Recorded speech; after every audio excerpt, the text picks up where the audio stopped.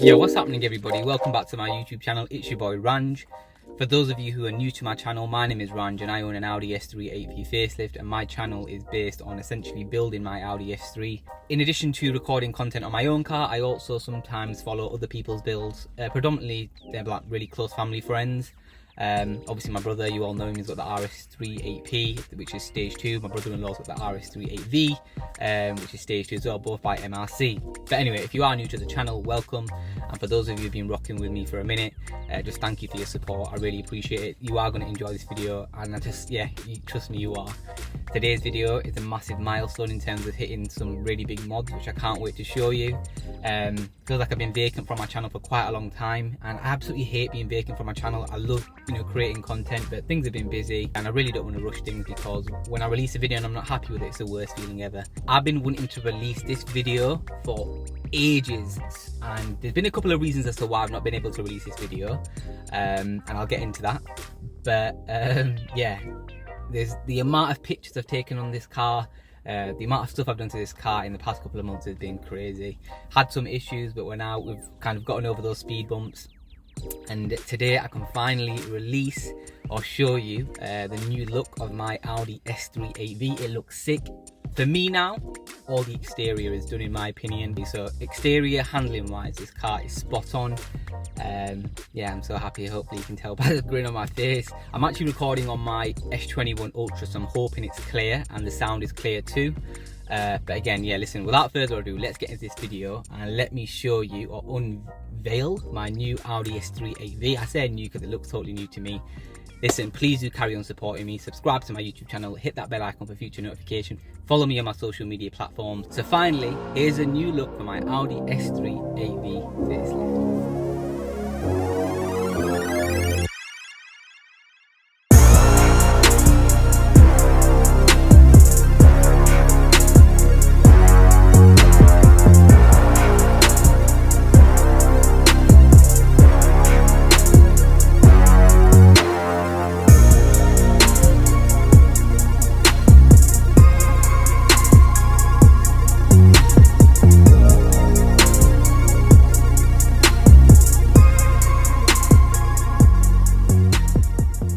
There we have it, the new look of my Audi S3 8V. I absolutely love it. I actually had the car washed, was it yesterday or the day before that? But anyway, having a black car, anybody who has a black car knows the difficulties of keeping a black car clean. Everything just shows up on it, dirt, scratches. Sometimes I wish I had a white car. So like I said at the beginning of this video, if I did anything else to the exterior of this car, it would be to possibly change the colour, like wrap it or something like that. So let's actually talk about what I've actually done to this car. So the biggest thing is probably the wheels. So we'll start with the tyres. So these are wrapped in Michelin Pilot Sport 4S's. So previously I had the Michelin's Pilot Sport 4s, just because the Pilot Sport 4s didn't come in the 19s. In terms of the alloys, these are OZ Super Turismo LMs. They're 19-inch by 8.5, so the width is 8.5, and they've got an offset of 44. So they're a lot a wider, bigger overall alloy, and that's why it has that little bit of a wider stance, which I'm happy about. Meaning I actually don't need spacers at all. It's got the carbon center caps, and obviously it looks really nice with the J-hook discs, and obviously the San Marino BMW blue brake calipers. I'm absolutely in love with the way this wheel looks, and the blue and the black just work perfectly. So in addition to that, I changed the wing mirrors. So when I retrofitted the power folding wing mirrors, the plan was to put the carbon mirror caps on. So these mirror caps, they're not like a perfect OEM plus fitment, I wouldn't say. They are a little bit bulkier. I think genuine carbon mirrors, you're looking at around £300, but these ones cost me like £75–80, so not too bad. Obviously rear wheels the same, so the J-hook disc. If you've not looked at that video where I changed the front and rear discs pads, then please do check that out. The only difference from the front to the rear is probably the geometry setup, which is the next thing I want to talk about. So this car has been properly aligned. It's had a fast road geometry setup, and that was done by AP Tyres, a guy called Cropper, one of the nicest guys I've met. I don't know many nice people in the car scene who are like such experts, but this guy's super cool. So if you need any alignment, any wheel balancing or any geometry, head over to Alicia, where is it? Rochdale? Yeah, no. Rochdale. Is Rochdale? No, it's not Rochdale. No. Rotherham. Yeah. So Rotherham, I didn't even know was part of Yorkshire, but it's South Yorkshire, just next to Barnsley.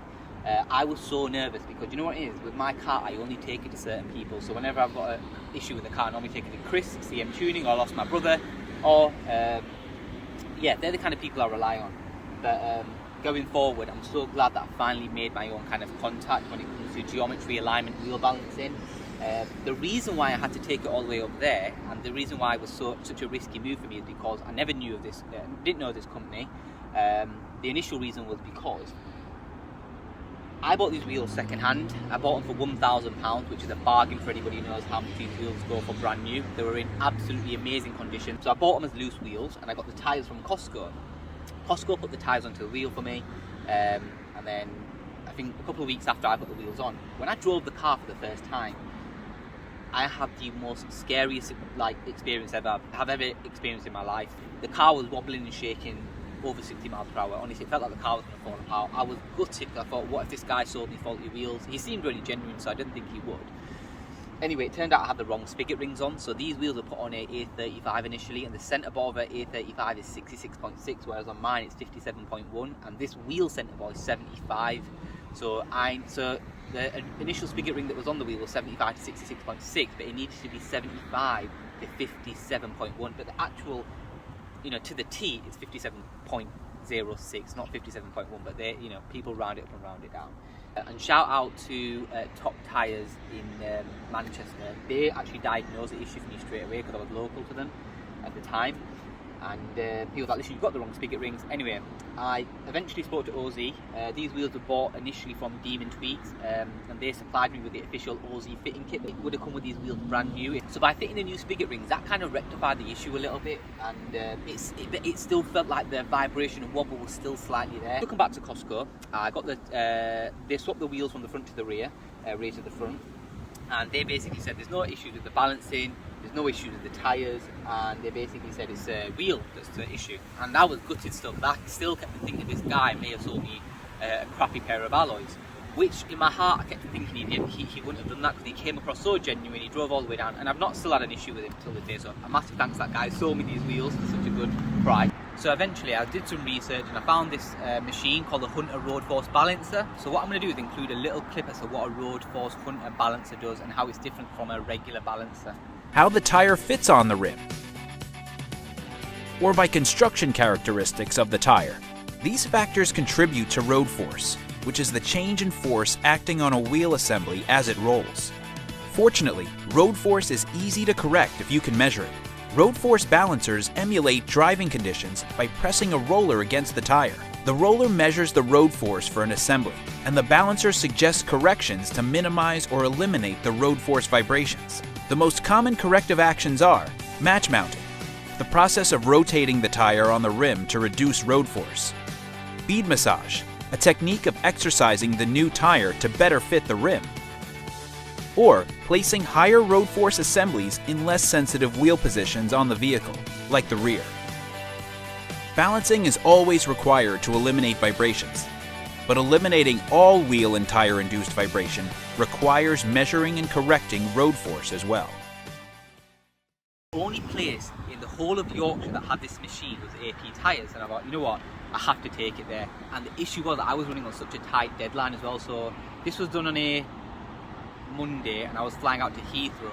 Sorry, I was driving down to Heathrow on Wednesday. And, at the same time, I needed to get alignment done on the car because, and I'm going to go on to this as the last topic, I've had loads of suspension bits on this as well, coilovers, roll bars, bushes, and I'll touch on that. But I needed to get the alignment done. I booked the alignment in with this company that I know, and like I said, I only go to companies or people that I actually know about. So super risky to ask AP Tyres to do the alignment. Anyway, fast forward, turned out that Costco's didn't put the tyres on the alloy correctly, so it was Costco's fault.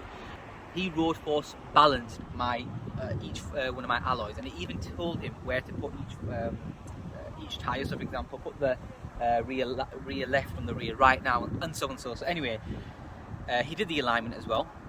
So the rear alloys have been cambered in slightly, so they've got a slight bit of negative camber. So previously they used to actually stick out a little bit. So if you see here, they're actually, from an angle you can see that it's kind of like slanting in, so actually I could lower the car a little bit more, but I left that place with the biggest smile on my face ever, the best drive home ever. The way this drives now is it's so smooth, it's unbelievable. It's just so smooth. So a massive thanks to Proper at AP Tyres in Rotherham. Without them, this car would not be perfect as the way it is right now, the way and how happy I'm being. So yeah, a massive thanks to them. Anyway, to move on the rear of the car, obviously you've seen the carbon diffuser, now it matches the carbon mirrors, which I'm really happy about. So the last thing that I wanted to touch on is all of the suspension and handling components that I've had applied to the car. So the first thing is the coilovers. Now I will be releasing a DIY coilovers video after this video, so possibly in a week or 2 weeks time. I just need to edit it up. It's got the STXTA coilovers, brand new, they're around £1,350. I bought them brand new for £800, literally. They were boxed up brand new, never been touched, so super happy. And they are a premium-ish coilover, so they are made from KW and they're very similar to the KW V2s. These coilovers have upgraded camber top mounts, however I do need to put out a little bit of like metal in the engine bay to really access those camber top mounts, and therefore Proper wasn't able to adjust the front camber on my car, not as much as it could do anyway. So right now it's got a bit of a mild fast road setup, but once I kind of camber those in and cut those tops out to access the camber mounts live and direct when he's doing the alignment and geometry, it'll be like a proper raw, really strong fast road setup. But I'm so happy with the way it drives now, I don't even know if I'll even touch the front camber, to be fair. In addition to the coilovers, I've had a Super Pro rear anti-roll bar, 24mm thickness. In addition to that, I've had the I've got front lower control arm caster increased bushes. I've got the rear trailing arm bush kit. I've got front and rear short and upgraded drop links. What else have I got? So the rear ones are from Super Pro and the front ones are from a company called May, I think. So they actually come with the STXA coilovers. So the way this car is now, the way it looks, the way it's set up, and the way it drives is spectacular. If anything, this is kind of like very mildly track setup. So one thing I forgot to say is I've actually got adjustable damper settings. So the front and rear are both set to, I think they're just set to medium, so the way they come from factory. I didn't think I needed anything too harsh or anything too soft. But yeah, in terms of lowering the future, I maybe there is a little bit of clearance there to lower it a little bit more, but given what UK roads are like and stuff like that, I don't think I'll be doing that, because I was driving the other day and there were loads of speed bumps and I had to go really slow over them, and I can't deal with the aggro of people just kind of queuing up behind me and, you know, giving me shit. It's annoying. So like I said, the next video will be the DIY coilover video, but another video is actually going to be a POV driving video. So I want to actually show you what this car feels like. So I do need to go on another spirited drive with my brother-in-law, and possibly a couple of the other boys, like we did when we went to Winnett's Pass. So a very similar video to that, but now that I've got more cameras, it's going to be a lot more better quality. But yeah, cannot wait to show you what this thing's like. I definitely am going to take it on track, and I'm definitely going to take it to Santa Pod or drag strip, something like that. But I think I might take it to a track first, just because of the way it's set up. It'll be a waste. It definitely deserves to be put on track. It's capable. It's more than capable. Listen, I hope you've enjoyed this video. Thanks for tuning in. I hope you enjoyed the new look of my S3. But listen, it's not going to end there. There's plenty of more content to come. So in addition to all of the content that I've got on my S3 coming up, I've actually got some content with other people, so close family and friends, with their new cars and their builds essentially. So for example, I'm going to be recording a Stage 2 M140i. I've never been in an M140i that's Stage 2. I'm looking forward to that. But listen, I hope you enjoyed this video. Don't forget to like, share, subscribe, follow me on my social media platform. But until next time, take it easy.